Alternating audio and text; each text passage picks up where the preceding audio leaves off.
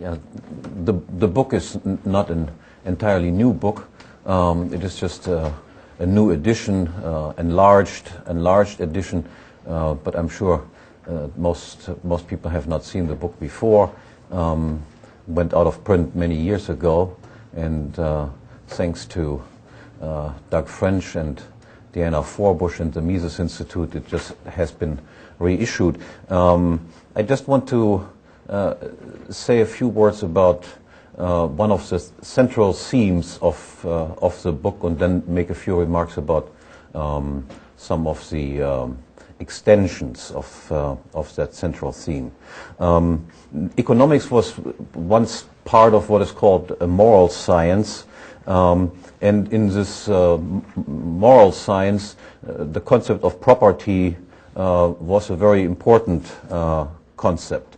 During the stage of economics being part of moral science, economics and ethics was in a way mixed up, and in the meantime the concept of property has almost entirely disappeared from the discipline of economics, but you can still recognize, of course, that implicitly the concept still plays an important role. For instance, we could not talk about exchange without having some idea of property, or what is a voluntary exchange. That requires us in a way to think about property also. Even concepts like prices, exchange ratios between different property owners exchanging their property and so forth.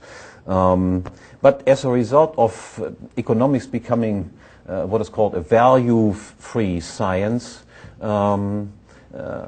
ethics has more and more disappeared from the discourse among economists, and despite the fact that even in order to speak about value-free science, we must also presuppose certain values, namely respect for reason, respect for argumentation, the force of arguments, and so forth. In Mises, you find very little talk about property, especially in his economic works. You find much more talk about property in Murray Rothbard, and my book has set itself the task, so to speak, to reintegrate economics and ethics, without, however, disputing or changing the fact that there is a clear-cut distinction between a value-free, positive economics on the one hand, and ethics as a normative discipline on the other hand. I do this reintegrating of economics and ethics in purely theoretical pieces, and also in a number of applied pieces. What I want to do here in a few minutes is just to say a few words about my writings in the book on pure ethics, and then end with a few remarks about applications. What I try to accomplish in the book is to present some axiomatic foundation of ethics in the same way as Mises presents an axiomatic foundation of economics.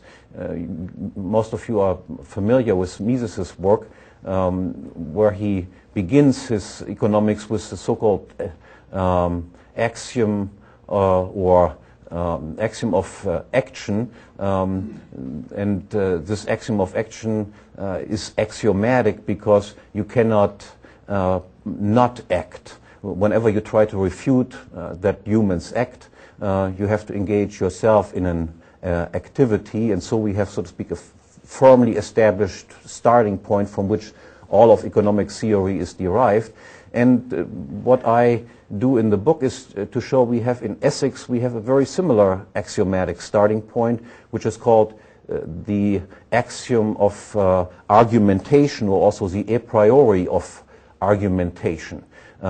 We cannot deny that we can argue, engage in a discussion with each other, because if we would deny this, then we would already be engaged precisely in argumentation. So we have a firmly established starting point, a starting point that cannot possibly be denied as being a starting point beyond which you cannot possibly go. Once we have the starting point of we have to argue with each other, it follows that no statement, no proposition that denies this starting point can possibly be defended, or we can also say that whatever must be taken for granted insofar as we engage in discussions with each other cannot again be disputed in terms of its validity, because if we would dispute it, then we are engaged in what is called a performative contradiction. The content of our statement would be contradicted by the very fact of making this statement. And the second thing I do is to delineate what the task of ethics is.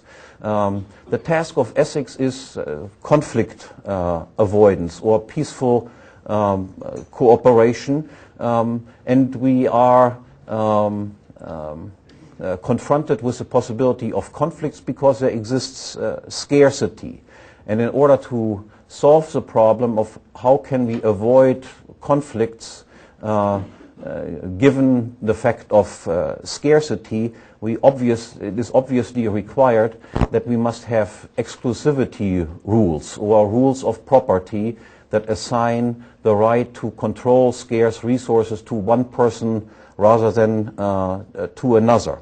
So scarcity is one of the requirements, or one of the requirements of having ethical problems, and the other requirement for having ethical problems is the fact that we must have rational entities being involved in conflicts, entities that can argue and discuss with each other. A further requirement for any type of ethics is it must be discipline that formulates rules which are universalizable. That is to say, all people, all arguers must be capable in principle of agreeing to these rules. And a further requirement for any type of ethics is we must formulate rules that allow us to act from the very beginning of mankind on. That is, we must be able to start right away. And the solution to this problem is well known in these circles. That is, we must have self-ownership. We must be owners, exclusive owners of our own physical bodies in order to be able to engage in argumentation. If I don't own myself and I would not recognize the self-ownership of my opponents in an argument, then obviously we could not possibly engage in I say this, you say something else, and so forth, and arguing back and forth. So self-ownership cannot possibly be denied as a valid principle without falling into a contradiction. And the second rule is we must have the right to appropriate previously unowned resources. If we would not have the right to acquire the right of exclusive control of previously unowned resources, then we would all die out. And if we would all die out, then obviously no ethical problem would exist whatsoever. So two principles are entirely sufficient in order to come up with a theory of property rights that cannot possibly be disputed by anyone. The right to own ourselves, our own body, and the right to acquire previously unowned resources. And acquire thereby exclusive control over these resources.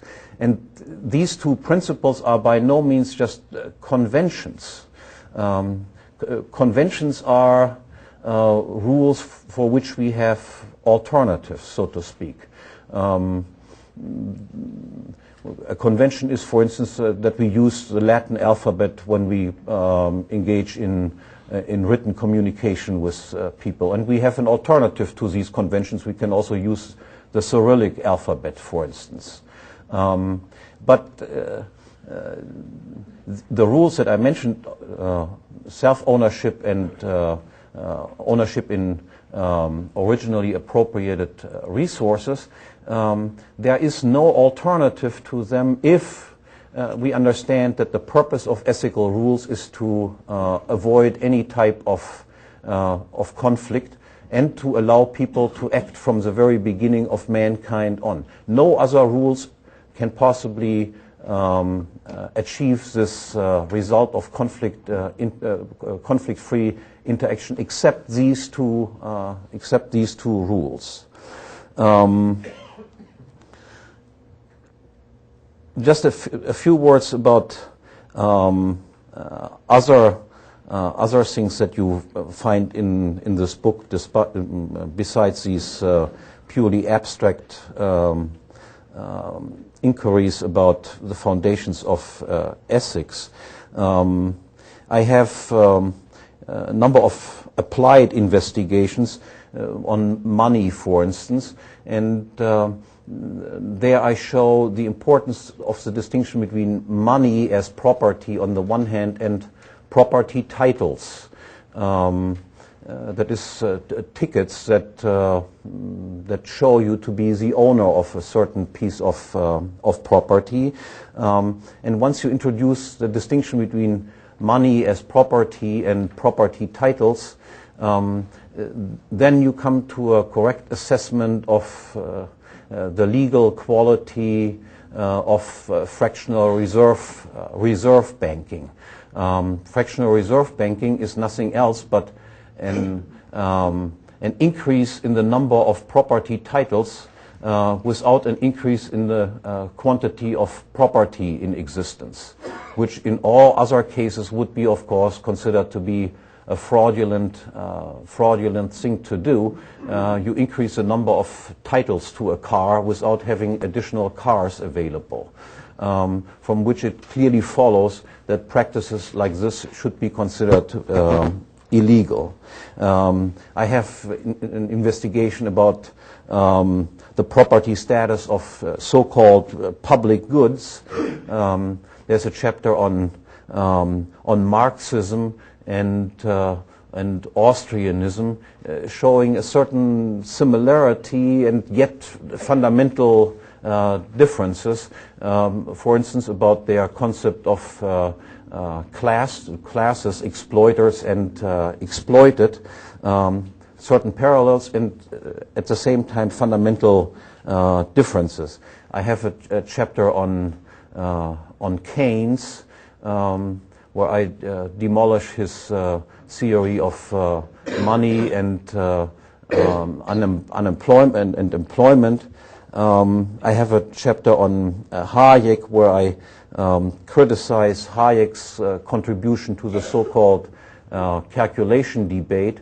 I believe that the mistake that Hayek makes, in contrast to the correct views that Mises espouses, is to consider the fundamental problem of socialism, the fact that certain information is unavailable to people, and that you cannot concentrate all sorts of knowledge in one person's head.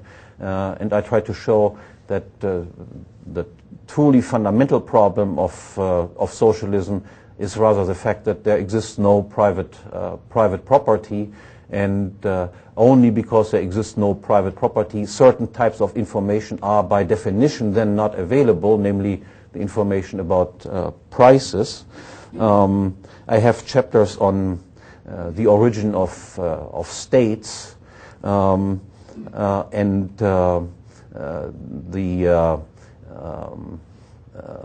the inclination of states or the tendency of states to engage in war and imperialism, and in particular also some interesting remarks about what I call monetary imperialism, that is the setting up of institutional arrangements that allow some states to exploit the population of other states without going to war through systems such as the Bretton Woods system and the practice of client states to use the currency of other states as their own reserve currency.